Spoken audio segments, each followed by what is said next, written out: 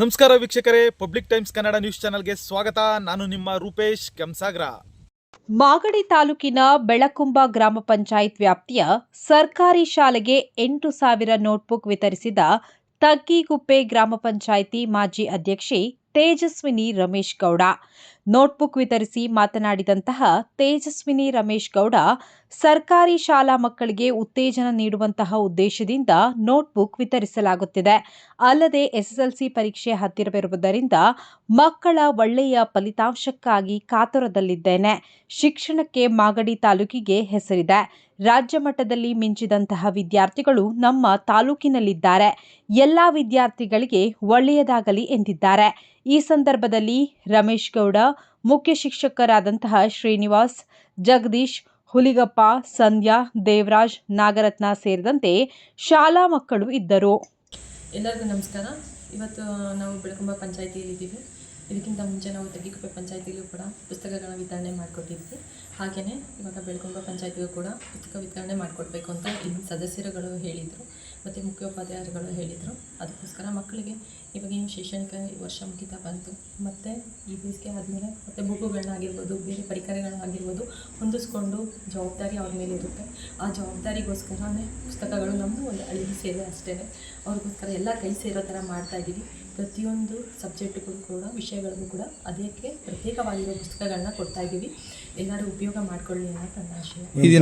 ಎಲ್ಲ ಶಾಲೆ ಕೊಡ್ತೀರಾ ಮತ್ತು ಯಾವ ರೀತಿ ನನ್ನ ತಗ್ಗಿಗುಪ್ಪೆ ಗ್ರಾಮ ಪಂಚಾಯತಿ ಹಾಗೂ ಬೆಳಗುಂಬ ಗ್ರಾಮ ಪಂಚಾಯತಿಯ ಎಲ್ಲ ಸರ್ಕಾರಿ ಶಾಲೆಗಳಿಗೆ ನಾನು ವಿತರಣೆ ಮಾಡಿಕೊಟ್ಟಿದ್ದೀವಿ. ನನಗೂ ಆಸೆ ಇದೆ ತಾಲೂಕು ಮಟ್ಟದಲ್ಲಿ ಕೊಡಬೇಕು ಅಂತ. ಸದ್ಯಕ್ಕೆ ನನಗೆ ಆಗೋದು 2 ಪಂಚಾಯತಿಗಳಿಗೆ, ಎಲ್ಲ ಸರ್ಕಾರಿ ಶಾಲೆಗಳಿಗೆ ಕೊಟ್ಟಿದ್ದೀನಿ. ಈ ದಿನ ಒಟ್ಟು ಎಷ್ಟು ನೋಟ್ಬುಕ್ ವಿತರಣೆ ಮಾಡಿದ್ರಿ? ಒಟ್ಟು ಈ ಬೆಳಗುಂಬ ಪಂಚಾಯತ್ಗೆ 4,500 ಬುಕ್ಸ್ಗಳನ್ನ ಕೊಟ್ಟಿದ್ದೀವಿ. ಒಟ್ಟು ಪಂಚಾಯತಿ 7,500 ಇಂದ 8,000 ಬುಕ್ಸನ್ನು ಕೊಟ್ಟಿದ್ದೀವಿ. ಮಕ್ಕಳುಗಳು ಚೆನ್ನಾಗಿ ಓದಲಿ, ಒಳ್ಳೆ ಫಲಿತಾಂಶಗಳನ್ನ ಪಡ್ಕೊಳ್ಳಿ. ಯಾಕೆಂದರೆ ಮಾಗಡಿ ಕ್ಷೇತ್ರ ಪ್ರತಿಯೊಂದರಲ್ಲೂ ಮುಂದಿದೆ. ಇವಾಗ ಜಾತ್ರೆಗಳಾಗಿರ್ಬೋದು, ಪ್ರತಿಯೊಂದು ಕ್ಷೇತ್ರದಲ್ಲೂ ಮಾಗಡಿ ಒಂದು ಒಳ್ಳೆ ಹೆಸರನ್ನು ಪಡೀತಾ ಇದೆ. ಮಕ್ಕಳುಗಳಿಂದನೂ ಸಹ ಒಳ್ಳೆ ಫಲಿತಾಂಶ ಬಂದರೆ ನಮ್ಮ ಜಿಲ್ಲೆಗಾಗಿರ್ಬೋದು, ತಾಲೂಕಿಗಾಗಿರ್ಬೋದು ಒಳ್ಳೆ ಗೌರವ ಹೆಸರು ಬರುತ್ತೆ ಅಂತ ನನ್ನ ಆಶೆ. ಹಾಗೇನಿಲ್ಲ, ಯಾಕೆಂತಂದರೆ ನನಗೆ ಗೊತ್ತಿರಲಿಲ್ಲ ಮಕ್ಕಳುಗಳಿಗೆ ಎಷ್ಟು ಪ್ರಾಬ್ಲಮ್ಸ್ ಇದೆ ಅನ್ನೋದು ನನಗೆ ಗೊತ್ತಿರಲಿಲ್ಲ. ಯಾಕೆಂದರೆ ನಾನು ಸದಸ್ಯರಾಗಿ ಒಂದೇ ವಾರ್ಡ್ಗೆ ನಾನು ಸೀಮಿತ ಆಗಿದ್ದೆ. ನಾನು ಅಧ್ಯಕ್ಷರಾದ ಮೇಲೆ ನನಗೆ ಪ್ರತಿಯೊಂದು ಮಕ್ಕಳ ಕಷ್ಟ ಏನು ಅಂತ ಗೊತ್ತಾಯಿತು.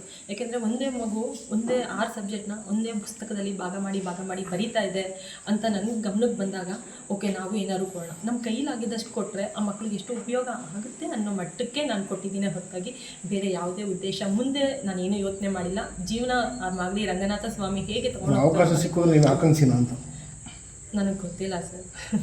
ನಾನು ಏನೂ ಮಾತಾಡಿಲ್ಲ ಸರ್. ನಾನು ಯಾವುದು ಡಿಸೈಡ್ ಈಗ ಮುಂದೆ ಏನಾದರೂ ಚುನಾವಣೆ ನಿರೀಕ್ಷೆ ಇದೆ, ಅದಕ್ಕೇನಾದರೂ ನೀವು ಆಕಾಂಕ್ಷಿ ಅಲ್ಲ.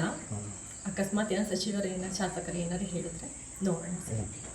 ವಿಶೇಷವಾಗಿ ಮಾತಾಡೋಕ್ಕೆ ನನಗೆ ಇಷ್ಟಪಡೋದು. ಯಾಕೆಂದರೆ ಎಲ್ಲ ವಿಚಾರಗಳು ನಮ್ಮ ತೇಜಸ್ವಿ ರಮೇಶ್ ಗೌಡ ಅವರು ಎಲ್ಲರೂ ಪರಿಪೂರ್ಣವಾಗಿ ಹೇಳಿದ್ದಾರೆ. ಅದ್ರ ಬಗ್ಗೆ ನಾವು ಹೆಚ್ಚಿನ ಮಾಹಿತಿ ಕೊಡಲಿಕ್ಕೆ ಇಷ್ಟಪಡೋದಿಲ್ಲ.